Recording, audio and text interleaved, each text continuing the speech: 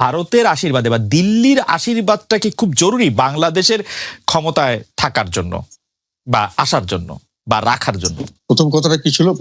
প্রথমটা ছিল হচ্ছে যে বিএনপির সাথেও কি একই রকম সম্পর্ক? বিএনপি কেও কি ভারতে কি রেগুলার? এটা জি না, এটা আমি বলছি বিএনপির সঙ্গে আমি তো 96 থেকে একেবারে সরাসরি পার্লামেন্ট মেম্বার হিসেবে সকলকেই দেখেছি। বিএনপিও ক্ষমতা এসেছিল, বিএনপির সঙ্গে ওদের সুসম্পর্ক ছিল এবং এখনো আমি যতটুকু দেখেছি লাস্ট পর্যন্ত তারা বিএনপির সঙ্গে সুসম্পর্ক রাখার চেষ্টা করছে, এখনো রাখছে। তাদের একটা কনসার্ন আছে এখানে এই দেশে, তাদের সিকিউরিটি কনসার্ন। তাদের অফিসিয়ালি যেটা আমাকে জানিয়েছে বা আমাদেরকে সবসময় প্রায় অপেনলি তারা বলেন যে বাংলাদেশ তাদের এত ক্লোজ নেইবার এবং সেখানে যদি আমরা এরকম কোনো দল আসে বা যারা রাজনীতিতে আমাদের বিপক্ষে অবস্থান নেবে সেটা আমাদের জন্য ক্ষতিকারক হয় ফ্রম দ্য সিকিউরিটি পার্সপেক্টিভ। ওই জন্য তারা চায় যে এমন গভর্নমেন্ট আসুক যারা অন্তত পক্ষে এইসব বিষয়ে আমরা নিশ্চিন্ত থাকতে পারি যে ওখান থেকে আমাদের ইনফিল্ট্রেশন হবে না, যেটা আগে হয়েছে। যেহেতু উলফার ব্যাপারে তারা অনেক সময় ডিস্টার্ব ছিল, তো এইসব কারণে তারা চাচ্ছিল এবং তারা বিএনপির সঙ্গেও এগুলো ব্যাপারে বিভিন্ন সময় আলাপ করেছিল এবং আমার জানা মতে বিএনপিও অনেক ক্ষেত্রে তাদের সাথে এগুলো ব্যাপারে একমত হয়েছিলেন। কিন্তু পরবর্তীকালে যে কোনো কারণে হোক সেই বিশ্বাসযোগ্যতাটা ভেঙে গেছে কোনো কারণে। এটা ওনারা ভালো বলতে পারবেন। এটার ব্যাপারে আমি ডিটেলটা আমি ওনাদের ব্যাপার কেন হয়েছে কি হয়েছে আমি জানি না। ওনারা ভালো সম্পর্ক এখন রাখছেন কিনা বা আমাদের মতো তাদের একই সম্পর্ক কিনা সেটাও আমি জানি না। তবে আমি যতটুকু জেনেছি সেটা বললাম যে ওনাদের ভালো বিএনপি সম্পর্কে ওনাদের যথেষ্ট সফট কর্নার আছে আমার কাছে মনে হয়েছে। এবং আগে সরকারগুলো যখন বিএনপি সরকারে ছিলেন তখনও ভারতের সঙ্গে তাদের সুসম্পর্কই ছিল আমার দেখা মতো। আর সেকেন্ড প্রশ্নটা হচ্ছে ভারতের আশীর্বাদ দরকার হয় কিনা বাংলাদেশে ক্ষমতায় থাকতে হলে? অনেকে বলে থাকেন আওয়ামী লীগ এত বছর ধরে ক্ষমতায় আছে তার কারণ হচ্ছে ভারত। এমনকি আমি যখন আপনাকে ইন্টারভিউ করেছিলাম আপনি কিন্তু বাংলাদেশের পররাষ্ট্রনীতি টুয়ার্ডস ইন্ডিয়া এটা নতজানু পররাষ্ট্রনীতি কিনা আমার এই প্রশ্নের জবাব আপনি বলেছিলেন যে অবশ্যই আপনি মনে করেন যে এটি একটি নতজানু পররাষ্ট্রনীতি। তবে শুধু ভারতের ক্ষেত্রে না, অনেকের ক্ষেত্রে এই কথা বলা যায় যে বাংলাদেশ আসলে সব ক্ষেত্রেই। আপনি এখনো এরকমটা মনে করছেন কিনা যে ভারতের আশীর্বাদে আসলে আওয়ামী লীগ ক্ষমতায় আছে বা শেখ হাসিনা সরকার ক্ষমতায় আছে? আশীর্বাদ আমাদের আশেপাশে অনেক দেশের উপর আমরা অনেকভাবে ডিপেন্ডেন্ট, অনেক ক্ষেত্রেই এক একটা দেশের বিষয়ে আমরা এক একভাবে ডিপেন্ডেন্ট। তারা যদি সেটা লেভারেজ নিতে চায় এবং আমরা যদি সরকার সেটাকে সেইভাবে ম্যানেজ না করতে পারি এটা তারা নিতেই পারে। আমি ভারত স্পেসিফিক্যালি এখনো বলছি না। আমাদের যেমন চীনের উপরে অনেক ব্যাপারে আমরা ডিপেন্ডেন্ট, আমরা এখন মিডল ইস্টের উপরে বিরাটভাবে ডিপেন্ডেন্ট। ওরা বিভিন্ন সময় বিভিন্ন বিষয় যদি তারা ইনফ্লুয়েন্স করতে চায় এটা ইনফ্লুয়েন্স করার সুযোগ আছে। আমাদের ইকোনমি অনেক ক্ষেত্রে আমেরিকার উপরে অনেক ক্ষেত্রে ডিপেন্ডেন্ট, ইউরোপিয়ান ইউনিয়নের উপর ডিপেন্ডেন্ট। ভারত যেহেতু একেবারে নেক্সট ডোর এন্ড চায়না খুব ক্লোজ টু ইট, এদের ইনফ্লুয়েন্সে সাধারণভাবে এদের একটা বেশি ওদের বর্ডার কনসার্ন থাকে। ওদের আবার চায়নার সঙ্গে ভারতের একটা সম্পর্কের টানাপোড়েন আছে। এইসব বিষয়ে তারা বাংলাদেশকে একটু দেখতে চায় যে বাংলাদেশ যেন আমাদের বিপক্ষে অবস্থান না নেয়। এটা ভারতও যেমন চায়, চায়নাও তেমন চায়। রাশিয়াও এখন আজকাল কিছু বেশ, তবে রাশিয়া আগে ওরকম বড়সড় ভাবে আসে না। এইসব কারণে এইসব কনসার্ন আসে তাদের। তবে তাদের সমর্থন ছাড়া ক্ষমতা আসতে পারবে না এটা আমি মনে করি সঠিক নয়। যদি কেউ এই ধরনের নতজানু হতে চায় সেটা তো তাদের রাজনৈতিক প্রজ্ঞার অভাব অথবা তাদের নিজস্ব প্রোগ্রাম আমি মনে করি। সত্যিকার অর্থে এটাকে আমি মনে করি না যে একেবারে এটা মাস্ট। আচ্ছা, আপনি নির্বাচনের আগে এক সাক্ষাৎকারে বলেছিলেন, মানে ইনসিডেন্টালি সে সাক্ষাৎকারটাও আসলে আমাদেরকেই দেওয়া, যে এই নির্বাচনের ফলাফলটা বাংলাদেশের রাজনীতির জন্য খুব গুরুত্বপূর্ণ। কারণ যারা এই রাজনীতিতে হারবে বা যে এই নির্বাচনে হারবে তাদের অস্তিত্ব থাকবে না, তারা রাজনৈতিক অস্তিত্ব হারাবে এবং যারা তাদেরকে সমর্থন করবে অর্থাৎ হারু পার্টিকে যারা সমর্থন করবে তারাও আসলে রাজনৈতিক অস্তিত্ব হারাবে। আমাদের প্রশ্নটা একটু বড়, আমি বলতে চাই যে এই নির্বাচনে আসলে কে জিতলো কে হারলো এবং এটা যদি আপনি আমাদেরকে একটু বলেন এবং রাজনৈতিক অস্তিত্বের প্রসঙ্গে আপনি 25শে মার্চ 2024 সালে কি বলছেন সেটার দিকে আমি একটু নজর করছি। কারণ আপনি বলছেন, আমি আপনাকে কোট করছি, বর্তমানে আওয়ামী লীগ রাজনৈতিক দল হিসেবে অস্তিত্ব হারিয়ে ফেলেছে বলে আপনি মন্তব্য করেছেন। আপনি বলেছেন শুধু সরকার হিসাবে আওয়ামী লীগ ঠিক আছে, রাজনৈতিক দল হিসাবে আওয়ামী লীগের যে চরিত্র হওয়ার কথা তা থেকে তারা দূরে সরে গেছে, সামনের দিকে পাপেট অর্থাৎ পুতুল ছাড়া রাজনৈতিক দল থাকবে কিনা তা নিয়ে সন্দেহ সৃষ্টি হয়েছে। আপনি আগে বলেছিলেন যে যারা হারবে তাদের রাজনৈতিক অস্তিত্ব থাকবে কিনা সেটি নিয়ে সন্দেহ আছে। আপনি এখন বলছেন যে আওয়ামী লীগ তার রাজনৈতিক দলের অস্তিত্ব অর্থাৎ পলিটিক্যাল অস্তিত্ব হারিয়ে ফেলেছে এবং ভবিষ্যতে পুতুল ছাড়া রাজনৈতিক দল থাকবে কিনা সেটি নিয়ে আপনার সন্দেহ আছে। আপনি যদি একটু ব্যাখ্যা করেন। আমি এখনো একই কথা বলছি, আমি পার্লামেন্টে এই কথাটা বলেছি।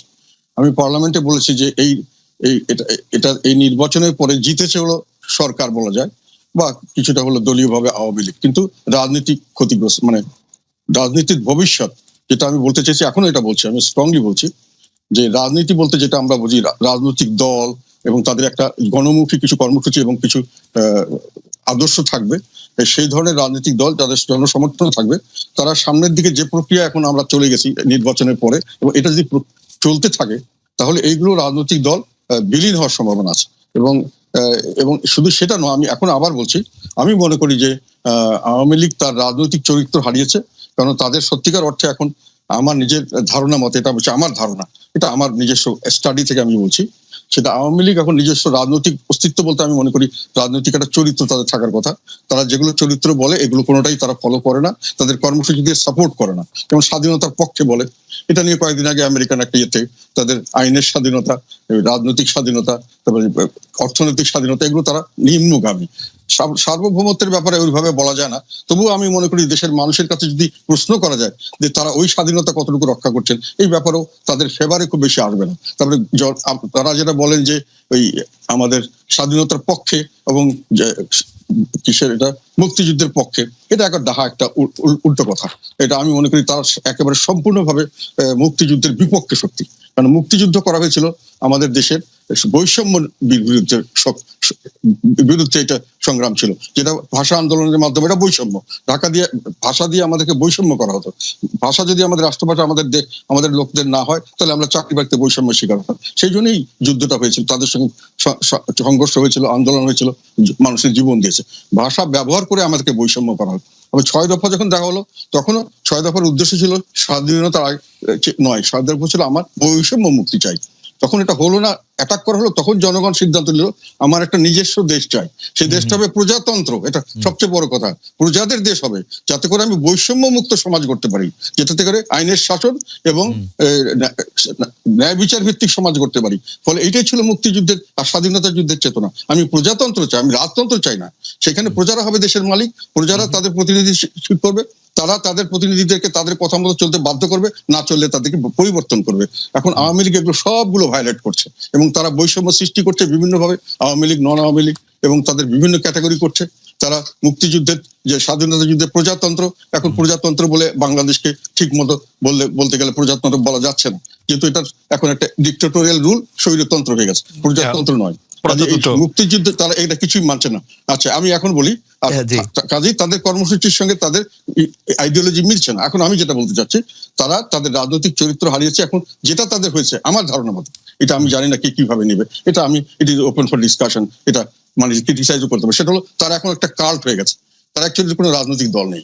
কাল্ট মানে একটা নেতা ভিত্তিক এবং কিছু রিচুয়ালস ভিত্তিক একটা সংগঠন, এবং তাদের খুব স্ট্রিক্ট, কাল্টদের খুব স্ট্রিক্ট দিয়ে থাকতে হয়, যারা নেতার প্রতি আনুগত্য থাকতে হয়, রুলস এন্ড রেগুলেশন খুব স্ট্রিক্ট হয়, এক্সট্রিমিজম হয়, এবং সেটা ওদের মধ্যে দেখা যাচ্ছে।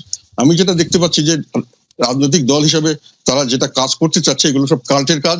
যেমন আমাদের একজন খুব মহান নেতা, ওনাকে আমরা সবাই শ্রদ্ধা করি, উনি এবং ওনার পরিবারকে নিয়ে একটা সারা দিন রাতি মোটামুটি একটা বন্দনা করা হয়, এটা একটা কাল্টের একটা রিচুয়ালস আমার মনে হয়। তারপরে ওনাদের কিছু দুঃখজনক ঘটনা ঘটেছে, সেটা নিয়ে একটা মাতম করা হয়। আর কিছু সামান্য কয়েকটা ঘটনা, কয়েকটা বক্তৃতা নিয়ে দিন রাত বিভিন্ন সময় বিভিন্ন ভাবে এটাকে বলা হয় একই জিনিস, এবং এটাকে বারংবার সকাল বিকাল রাত মানে মাঠে ঘাটে সবসময় বলা হয়। এগুলো আমি মনে করি রাজনৈতিক চরিত্র না, এগুলো কাল্টের চরিত্র। এবং আমি আরেকটা কথা বলতে চাচ্ছি এখানে, আমি একজনকে জানি, ইয়াং একজন, উনি এই দলের সঙ্গে জড়িত, দল করতেন, আওয়ামী লীগ করেন এখন। উনি এক ভদ্রলোককে খুব পছন্দ করতেন, তার জ্ঞান বুদ্ধি বা সেসব কারণে, এবং উনি যখন দেখলেন যে ওনার দলের শীর্ষ নেতা তাকে পছন্দ করেন না, তখন উনি ওটা থেকে দূরে সরে আসলেন। তার মানে যে কাল্টিজম, মানে ওখানে আমার ব্যক্তিগত বিষয় এখানে আসবে না। তো ফলে এখন যেটা আমি বলতে চাচ্ছি যে রাজনৈতিক বৈশিষ্ট্য থাকছে না, এটা একটা মেশিন হয়ে যাচ্ছে, একটা শাসন যন্ত্র, এবং সেখানে সমস্ত প্রশাসন, সমস্ত বাহিনী নিয়ে একটা শাসন কার্য চলবে, ওই রাজনীতি চলছে। আর একটা কথা বলি, যেখানে রাজনীতি বলতে বোঝা যাচ্ছে প্রজাতন্ত্রের রাজনীতি, সেখানে জনগণের পার্টিসিপেশন ছাড়া সরকারি রাজনীতি মানে যেখানে সরকারি কাজকর্ম বা সরকার পরিচালনা, রাজা কাজ করা হয় সেটা প্রজারা করবে, সেটা যখন প্রজারা সেখানে থেকে দূরে সরে যায়, রাজনীতিকরণ হয়, যেটা আওয়ামী লীগ করছে। ভোটের সময় তাদেরকে আসতে দিচ্ছে না, তাদের কোনোখানে জনগণের কথা শোনা হচ্ছে না, তাদেরকে কথা বলতে দেওয়া হচ্ছে না। এটা তাদের বিরাজনীতিকরণটা, এটি হলো আমি মনে করি স্বাধীনতার চেতনার সবচেয়ে বড় বিরুদ্ধে সবচেয়ে বড় অবস্থা। স্বাধীনতা ছিল সেটা আপনি খুবই প্রাঞ্জল ভাষায় আমি একটা প্রশ্ন করতে চাই যে ভারত যে আওয়ামী লীগের সাথে কথা বলে বা জাতীয় পার্টির সাথে সুসম্পর্ক রাখতে চায়, আওয়ামী লীগের সাথে সম্পর্ক রাখতে চায়, ভারত এইখানে pick and choose Awami League এবং জাতীয় পার্টিকেই কেন করে? মানে বিএনপির সাথেও কি এরকম তারা সুসম্পর্ক রাখতে চায় বা তারা এরকম করে পরামর্শ উপদেশ দেয়? মানে আপনার কি মনে হয় যে ভারতের আওয়ামী লীগ এবং জাতীয় পার্টির সাথে বেশি ভালো সম্পর্কের ইয়েটা কি? বিএনপির রাজনীতিটা, আপনি যে বিষয়টা নিয়ে আসছেন, বিএনপির রাজনীতির কাছে এটা খুব গুরুত্বপূর্ণ বিষয় নয়। আমরা সবসময় যে কথাটা বলে এসেছি, এই মুহূর্তে আমাদের কাছে সবচেয়ে বড় যে ক্রাইসিস, সংকট হচ্ছে বাংলাদেশে গণতন্ত্র নেই, বাংলাদেশের ভোটাধিকার কেড়ে নেওয়া হয়েছে, বাংলাদেশের মানুষের যে কথা বলার স্বাধীনতা তা কেড়ে নেওয়া হয়েছে, বাংলাদেশের সংবাদপত্রের স্বাধীনতাকে কেড়ে নেওয়া হচ্ছে, বাংলাদেশে যে মৌলিক যে অধিকারগুলো, সেই অধিকারগুলো থেকে মানুষ বঞ্চিত হচ্ছে, মানবাধিকার লঙ্ঘন হচ্ছে চরম ভাবে, এবং মানুষ ভোটের অধিকার সম্পূর্ণভাবে হারিয়ে ফেলেছে। সেই ক্ষেত্রে আমরা যদি আপনার ওই পুরনো বিষয়গুলো নিয়ে আলোচনা শুরু করি, তাহলে একটা শঙ্কা থেকে যায় যে মূল জায়গাটা থেকে আমরা দূরে সরে যাব, ডাইভার্সন হয়ে যাবে। সেই বিষয়গুলো নিয়ে আমি আজকে আপনার সঙ্গে কথা বলতে চাই না। আপনি যদি কন্টেম্পোরারি সমস্যাগুলো নিয়ে কথা বলেন, তাহলে আমি অত্যন্ত খুশি হব আপনার সঙ্গে কথা বলতে। ওকে, আচ্ছা ঠিক আছে। আমরা আসলে বিএনপি এবং আপনার রাজনীতি নিয়ে কথা বলতে গেলে প্রথমে যে বিষয়টি আমাদের ধারাবাহিকভাবে আমাদের মাথায় আসে সেটি হচ্ছে 2018 সালের নির্বাচনে ডক্টর কামাল হোসেন, আসম আব্দুর রব, মাহমুদুর রহমান মান্নার সঙ্গে জোট করেছিল বিএনপি। বলা হচ্ছে যে অবহেলা করা হয়েছিল 20 দলকে। রাজনৈতিক সিদ্ধান্ত হিসেবে আপনি এটিকে ভুল মনে করেন কিনা? যদি ভুল হয় তাহলে এর দায়িত্ব আসলে কার? এই বিষয়টা এখন অনেক পুরনো বিষয়, এই আলোচনার মধ্যে আসাটাকে আমি খুব আপনার সমীচীন মনে করি না। কারণ এখন অনেক চড়াই উতরাই পার হয়েছে, অনেক ঢেউ পার হয়েছে, অনেক পানি গড়িয়েছে। এখন রাজনীতি সম্পূর্ণ নতুন প্রেক্ষাপট।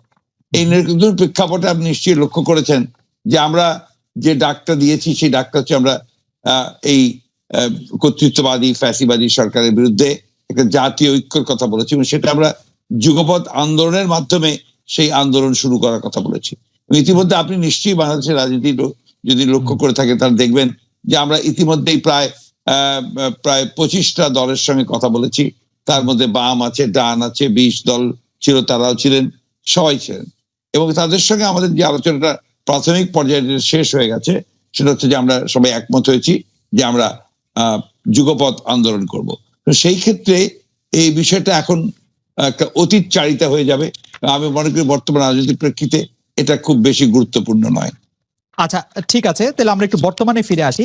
আমরা কি একটু আপনার কাছে জানতে চাইতে পারি যে জামায়াতে ইসলামীর সঙ্গে বিএনপির বর্তমান সম্পর্ক কি? আপনার নিশ্চয়ই মনে আছে যে দৈনিক মানবজমিন পত্রিকায় বলা হয়েছিল যে জামায়াত বিএনপির সাথে সম্পর্ক ছিন্ন করেছে।